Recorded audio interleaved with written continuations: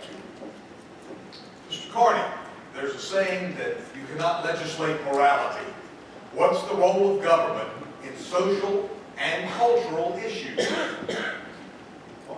That's a great question because of what we're seeing in Charlotte. And to be fair, I've got 3 small children. Small. My girls are 16. My son is 12. Thank you, Will Carney. Yeah.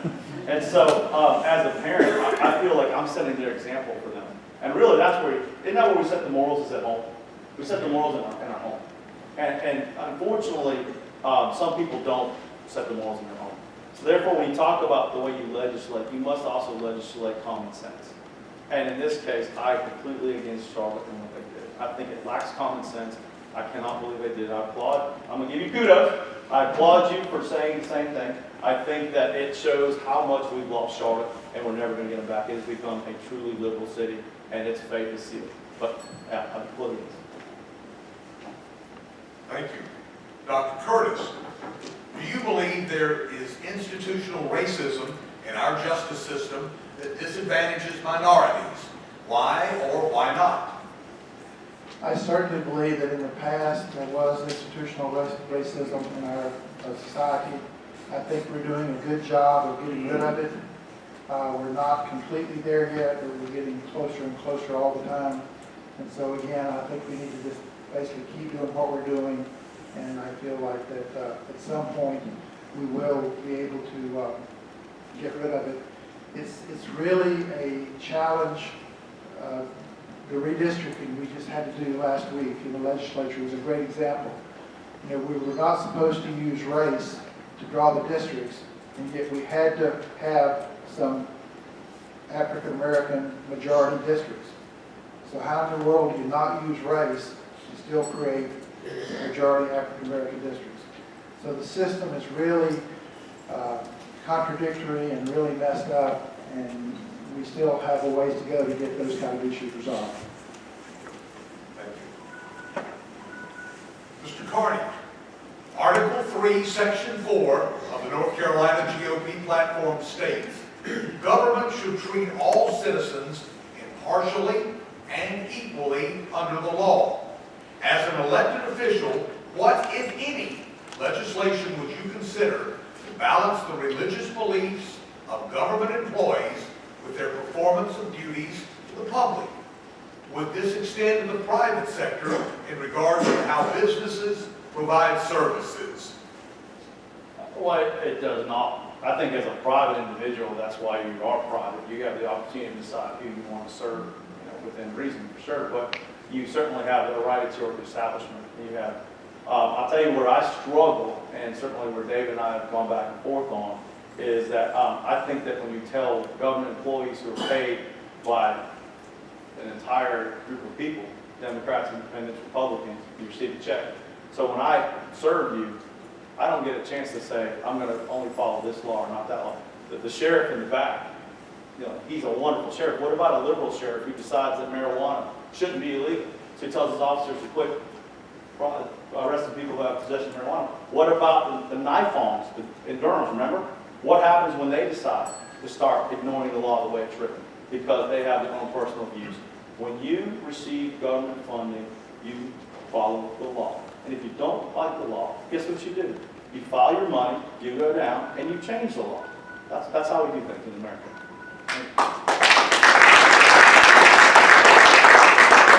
Dr. Curtis, do you support public funding for alternative energy? Do you support oil exploration off the coast and within the state? And what are your general views on energy development in North Carolina? I definitely do support drilling for natural gas, as Chris does. I am having some real issues with all the solar tax credits we've been giving. Year after year, we've been told that the solar industry is right on the edge of being self-sufficient. We need just one more year of government subsidies. We've heard that for the past 10, 15 years. And that is driving everybody's utility bill higher. And so we stopped subsidizing the solar industry at the end of this year. Although we will, at the end of last year, we will pay for projects that were in process at the end of this year. And we stopped that. I want to stop the renewable energy portfolio. Right now, Duke is required to buy 6% of their energy from renewable energy. I want to cap it at that because it just drives utility rates up and needs to be stopped. Thank you. Mr. Carney, let's say that some cities in North Carolina adopt the local laws to become a sanctuary citizen for illegal immigrants. What steps, if any, should the North Carolina government take? Well, it goes back to my follow the law. And to be fair, I think it's sad, especially with having children, to watch the President of the United States, who's told cities in America, don't follow the law. And I think the state of North Carolina should take every step it can for cities that don't follow state and federal law. And we have to help our sheriffs. They're already in a tough spot. We have to help our local police. And when they arrest the same person over and over who's never been here, we're not talking about hard-working people who file their paperwork and go out and get a job and pay into the taxes. We're talking about people who have been a problem, and we arrest them over and over again, and they need to be removed from the country. There's no reason why in the world a sheriff should have to turn an illegal alien loose back on the street. There's no reason. That's the most big single. Thank you. Mr. Curtis, there's a saying that you cannot legislate morality. What's the role of government in social and cultural issues? Well, I think that the saying is not completely true. Taking prayer out of the schools was a huge mistake, and we're paying the consequences for that now. So, the government does have a role in legislating morality, to teach right and wrong, teach morals and ethics, teach the Judeo-Christian ethics and values that our country was founded upon. And so I strongly support the government doing what it can do to stop the progressive slide that we seem to be going down very rapidly, to do away with family, do away with marriage, change the definition of marriage. All these things are terrible ideas, and we're paying the price now in the disintegration of the families, the rise in single-parent families. So we're just going down the wrong path. And if we don't turn things around, I think our society is going to pay a huge price for it. So the government does have a role in doing what it can do to stop that slide and reversing it. Mr. Carney, the question, Article 2, Section 3 of the North Carolina GOP platform states, government should tax only to raise money for essential functions. What should be the process to identify and prioritize these essential functions, and what's the relationship between executing these functions and taxes? Thank you, sir. I'm so excited because I've been waiting since the comment about taxes. You know why Mooresville taxes are high? You have downtown tax, school tax, Mooresville tax, and a county tax. I was in charge of one out of those four. And you know that's not true the way you stated it. So 1 out of 4, right? So let's be fair about that. That's the one I was in control of. So when we talked about taxes, you know why he got a hard time the other night? 43 new taxes hit the books on March 1st. 43. All supported over here. So when you say, I saved $1 billion, you may save $1 billion here, but it's because you invented a ton of more taxes over here. Civitas did a study. Do you know why the gas tax is going to bring $1.2 billion more in? You know why? Because they said we lowered it. They didn't lower it. They beat the floor before it got there. It was going to go down 6 or 7 more cents below that. So they're going to make $1.2 billion more in gas tax in the next 4 years. Is that lowering taxes? I don't think so. So that's not lowering. Civitas called it bad bill of the week when they printed it in. So that's why he and the Senate got a hard time. Because I'm not a point and click guy. When they make a mistake, let's call them out on it. We don't just follow leadership line. Article 3, Section 4 of the North Carolina GOP platform states, government should treat all citizens impartially and equally under the law. As an elected official, what, if any, legislation would you consider to balance the religious beliefs of government employees with their performance of duties to the public? Would this extend to the private sector in regards to how business provides services? Well, as far as the private sector, I think the religious beliefs of the owners of the business should take priority.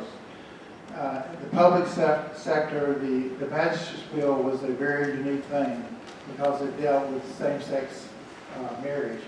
You know, Chris says he's opposed to it and uses examples of the sheriff deciding marijuana is okay. I think that's a very poor analogy. You know, the sheriff is in a very different position as magistrates in the same-sex wedding issue. 62% of the citizens of North Carolina voted against, for an amendment to our Constitution banning same-sex weddings. So there's tremendous public support for, I think, what we did for the magistrates, and I think what we did for the magistrates is the right thing. Thank you, sir. Mr. Carney, what's the financial cost of illegal immigration to the state of North Carolina? Okay, Bob, the financial cost, well, I'm sure it's mounting. I mean, I don't know that anybody can put a number on it because we don't know how many illegal people we have in our state, do we? So that's why everybody's trying to figure out how to keep them out. Here, that's why I know we did. We made it so they couldn't have a job. You want to stop people from coming here? Go let them get a job. And if they come here the right way, make sure they can work here and have the proper documentation. But that's the best way you halt illegal immigration. You cut them off at where they make money, because that's the reason why they want to come in our country, is because they're going to make more money than they would have where they came from.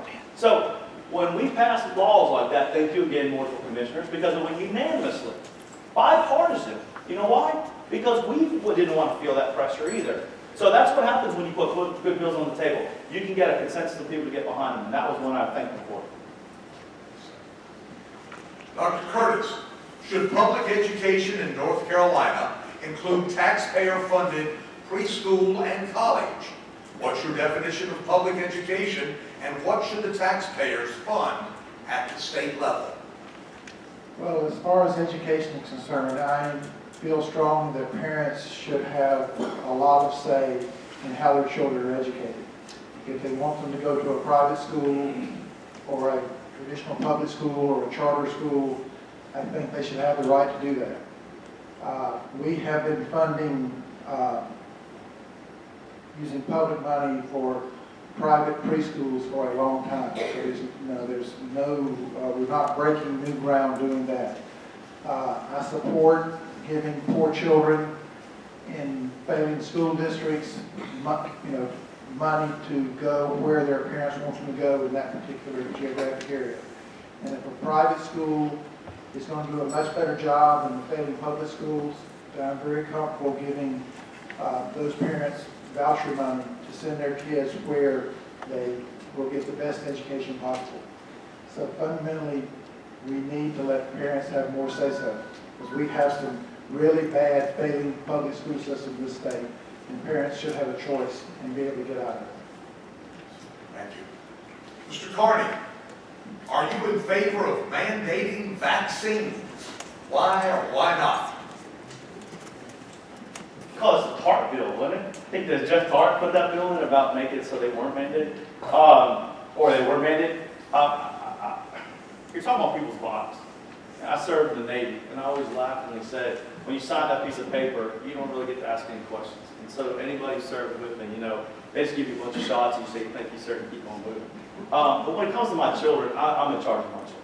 I get to decide. My wife's in healthcare, and she'll be the first one to give you all the reasons on why this one is good versus that one is bad. So we're very educated as a family, but it's still our decision. It should always be a parent's decision on what gets put in children's lives. So, Dr. Curtis, the federal government has mandated Common Core, and our state has adopted most of the content. Polling shows that more citizens reject Common Core than support it. What should be the federal government's role in education?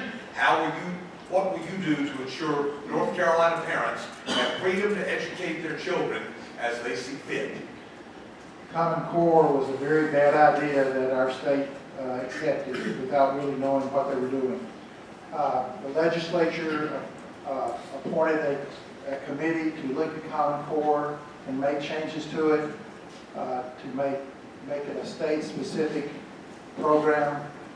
Unfortunately, they totally failed at their job. So we're going to have to go back and revisit that issue again. We were hoping that this committee would look at Common Core, keep the good things, and get rid of the bad things. But they basically, at the end, just decided to keep Common Core pretty much as it was before. And that was certainly not the legislator's intent. We know how unpopular Common Core is in this state, and we will change it.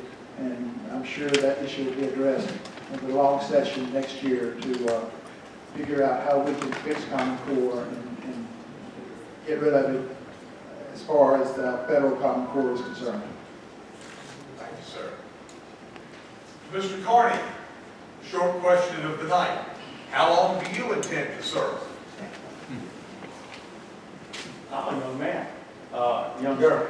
Actually, the people, Lisa Qualls, who I'm so proud, was able to come to the town board, and after I went to the General Assembly, the members of the town board will tell you, I was only going to serve for 8 years, 2 terms.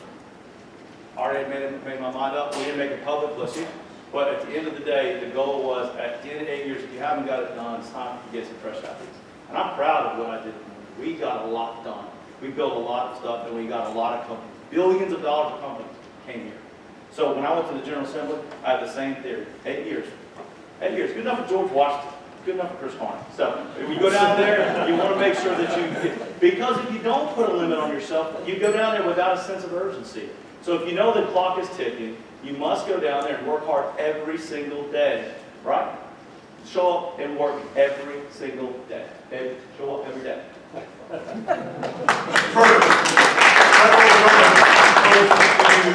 Fort Bragg, the Coast Guard base at Elizabeth City, and other National Guard facilities to house refugees from Syria and possibly other Mid-Eastern countries. What actions, if any, should the state of North Carolina take? I'm very confident the state of North Carolina will do everything possible to keep refugees out of this country, out of this state. Unfortunately, federal law trumps state law in virtually every situation, but the state government still has a certain amount of power, and I'm sure, absolutely positive that we will do everything possible to keep refugees out of North Carolina. Mr. Carney, do you support public-private partnerships? Why or why not? I was actually dumbfounded by the answer earlier, because since when, as Republicans, do we not think the private sector does things better? Right? It's kind of our mantra. Private sector does things better. So in this case, when the public sector finds things we don't do well, why not partner with the private sector that does it? If you want to build roads, why not go and partner with Blythe, company to the 485?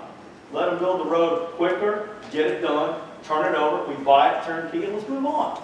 So sometimes there's just things that we don't do well, and the private sector does very well. And why in the world wouldn't we partner with them when that ability is there? So I'm actually a big fan of doing things with the private sector when you can. I think it makes sense, and typically they save money. They're usually 20 or 30% less, and their time is always quicker. And let's just face it, any of us watch roads being built in North Carolina, time doesn't seem to be on our side with those projects, does it? So thank you again, I appreciate that. Mr. Curtis, Article 6, Section 10 of the North Carolina GOP platform states, the people will establish rigorous standards through the actions of their elected state government to ensure our children are empowered to achieve their highest God-given academic potential. As an elected state official, what are these actions? Well, the research clearly indicates there's 3 things that make children successful in school. The first is having good principals who can motivate teachers to work very hard. The second is having good teachers who know how to teach. And the third is having small classes. So the Senate has focused on those 3 things. Having good principals who can motivate their teachers who are excited about teaching, and making the class groups as small as possible. If we can do those 3 things, the research indicates that we will be successful, and children will learn and children will be ready for college when they graduate from high school. Right now, way too many of our children need remediation when they graduate from high school and go to college. They're not prepared to do college level work, and we've got to do a better job.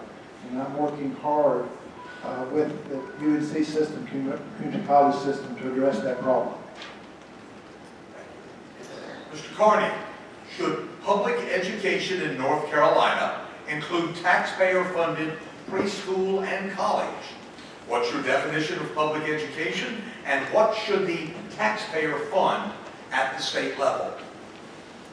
Well, the interesting part when you talk about education is we realize it's really about 4 years that really make all the difference in the world. If we get it right, kindergarten through 3rd grade. Any teachers, raise your hand if you're a teacher. Everybody, teacher coming? If you get it right, K through 3, everything else works much better, doesn't it? And so it's interesting because instead of cutting resources to those classrooms, that one I was in the other day had 24 kids in it. And there wasn't a teacher's assistant in there. So it's a joke about saying that they have a teacher's assistant. There wasn't a teacher's assistant in there. So at 1:30, that's when the teacher's assistant got to walk in. So I was the teacher's assistant. And I'm going to tell you what, it was exhausting. Exhausting. So I compliment them for what they put up with. So we really have to get our act in order, because if we can fix the K through 3 and get the reading up with those children, everything after that really starts to take care of itself. That's the most important part. And then we build a skilled workforce, and we go after skilled jobs for North Carolina, where that's where we're losing right now. We're losing the battle for skilled jobs, and we create a skilled workforce, skilled jobs, right? Right? Y'all built a company, skilled workforce built your company, didn't it? Absolutely does. So guys, again, that is the most important part, K through 3. Yes, public department, absolutely. Are you in favor of mandating vaccines? Why or why not?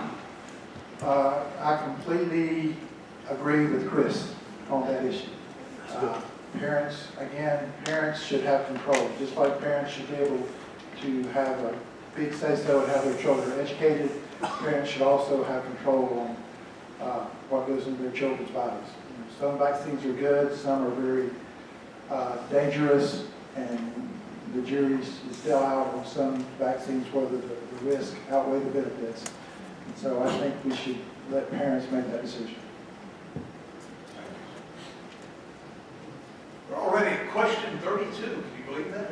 Mr. Carney, society demands that there is a well-balanced and properly funded K through 12 public education system, and businesses look to locate in a state with the proper appropriate workforce skill level. How would you balance these overall social requirements with the aspect that each child has specific individual educational objectives and requirements? Well, that gets us back to bringing education local. You keep hearing about things that Raleigh wants to do. Raleigh's not going to fix the classroom. Let the teachers fix the classroom. The teachers know how to educate. We pay them well, most of them. We try to pay better. But forgive me, I have to back it up. We do not pay them well enough. And in fairness, if you're a teacher who's been in the system for a while, we have any 20-year veterans, did you get a pay raise? No, you did not. So this idea that some of our most qualified people aren't getting pay raises to keep them in the classroom, that's a problem. So y'all, there's a direct correlation between good education, great education, and jobs wanting to come to your area. There's a reason why Mooresville's done so well. They're recruiting companies. Mooresville graded school system, Iredell Statesville school system, and Lincoln County are 3 of the top rated bang for the buck systems by John Locke. You know why that is? Because they've put some efforts into that, and it's really paid off. And these efforts didn't come lately. They've been focused on that for a long time. And because of that, we've attracted a lot of great companies. And again, we go back to thousands of workers, billions of dollars of investment. So that it pays off when you invest in your education. You bring corporations in with it. Thank you. We thank our teachers for doing that. Mr. Curtis, why should voters choose you instead of your opponent? Well, I think voters should choose me for several reasons.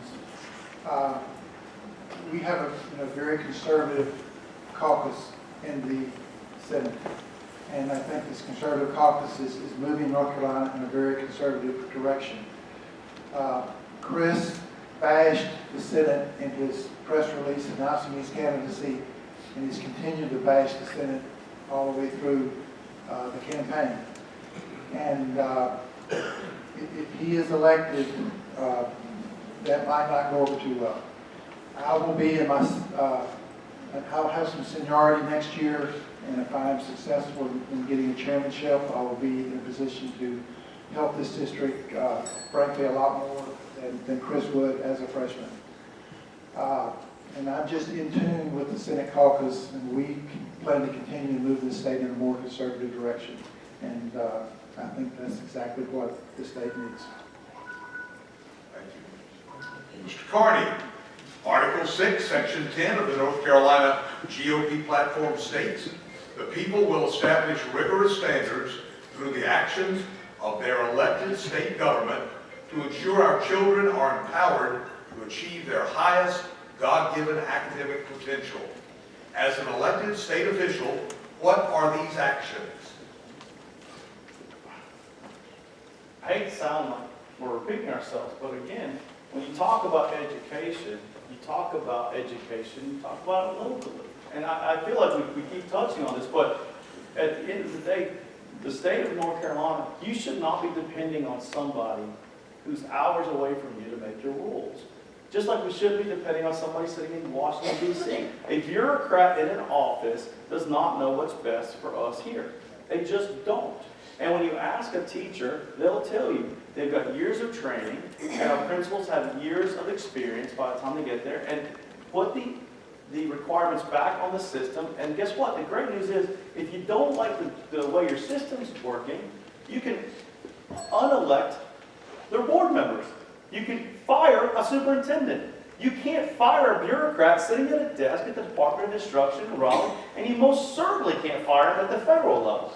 So when we go back to this, we have to be in control here so that our future is determined by us, not by somebody hours away from us. Thank you. Dr. Curtis, there's been a lot of discussion concerning the proper minimum wage and wage differential between men and women. What's the proper role of government in regards to private pay, the private sector pay, benefits, and work schedules? Well, I certainly support, equal pay for equal work. It's certainly unfair for a woman to make less than a man for doing exactly the same thing. I do have some real concerns about raising the minimum wage. Studies certainly indicate that if you raise the minimum wage, you basically drive low-skilled workers out of the workforce. The employers simply cannot afford to pay them the higher wage. So is it better to have a worker making the minimum wage or a worker be unemployed? I would argue it's better for that worker to have a minimum wage that the employer can afford to pay and still make a profit and stay in business. So to answer your question, I do not support raising the minimum wage. I certainly do support equal pay for men and women for doing exactly the same job. Thank you. Mr. Carney, why should voters choose you instead of your opponent? Great question. For all that discussion, David was ranked the 45th effective senator out of 50. He was the last ranked Republican senator. Last. 12 Democrats outranked him. In a government controlled by a Republican governor, a Republican House, and a Republican Senate, somehow he managed to get outranked by 12 Democrats. So this, to be fair, he's in the same position after 3 years I was after 1 year. Chair in the same type, vice chairs. So all of that, I haven't bashed on the Senate. I've bashed on David. Because guess what? You cannot vote with the majority 99.9% of the time. Even the majority doesn't vote. The leadership doesn't vote that many times. They vote 97%, 96%. Because guess what? Sometimes there's a bill that doesn't meet your district's needs. And guess what? Your job is to stand up for your district. So a point-and-click person is not what they're looking for. They want leadership. They want to bring it up to let the next Republican leadership come down there. So that's not true, sir. You know that. Dr. Curtis, society demands that there's a well-performing and properly funded K-12 public education system and businesses look to locate in a state with the appropriate workforce skill sets. How would you balance these overall social requirements with the aspect that each child has specific individual educational objectives and requirements? North Carolina spends 60% of our state budget on education. Most states spend about 45%. So we spend far more than most states. We're the 8th highest per pupil funding state in the country. We're about 47th overall. And the problem is at the local level. The local governments are not funding education at nearly the level that other states do. And we really need to address that issue. As I said, we're spending 60% of our state budget on education and 20% on Medicaid. And so I'm not sure that we can continue increasing the percentage of funding for education. But having said that, we increased the education budget over $1 billion since we took over. In 2010, the Democrats froze teacher salaries and actually cut the education budget. We have increased the education budget over $1 billion, gave the highest dollar pay raise in history to teachers 2 years ago. So we are working hard to get our education system where it needs to be. I think we're doing a good job at it. Thank you. Mr. Carney, there's been a lot of discussion concerning the proper minimum wage and the wage differential between men and women. What's the proper role of government in regards to private sector pay, benefits, and work schedules? It's interesting because that's almost a generational question, because my generation, we've always just assumed men and women get paid the same. Right? We've come up the same. When I look at a woman, I see a coworker. I don't see a woman. I mean, when we come up through banking, I just can't even imagine that corporations would have a different standard. When you talk about minimum wage, as a small business owner, I'll be the first to tell you, if you ask me to have an increased wage, I still have to make the same amount of money as the company at the end of the day. So what I have to do is I have to get rid of the employees to make up the difference. So essentially, all you've done is told me to unemploy people, right? And every time government tries to manipulate wage or benefits, what does it do? We watch it, it drives the unemployment rate up. So government doesn't have any place in that. No, we do. We create a skilled workforce. The people being laid off from Freightliner, how wonderful would it be if they could go right back into a skilled job instead of having to wait for Freightliner to rehire again, right? That's where we can be at most effective. Let's get these people skills that will transfer into the job sector so that they can always have a job no matter what happens with the company that they work for. Thank you. Thank you. Those conclude our prepared questions for the evening. So at this time, I'm going to give each of the candidates 2 minutes to give their closing remarks. I tried to figure out how we were going to do this. I thought we'd do it alphabetical, and that didn't work. So I decided, well, since we started with Dr. Curtis on the 2-minute introductions, we would start with a 2-minute closing statement from Mr. Carney. Thank you, guys. I appreciate everybody coming. This is a great night because there's so much.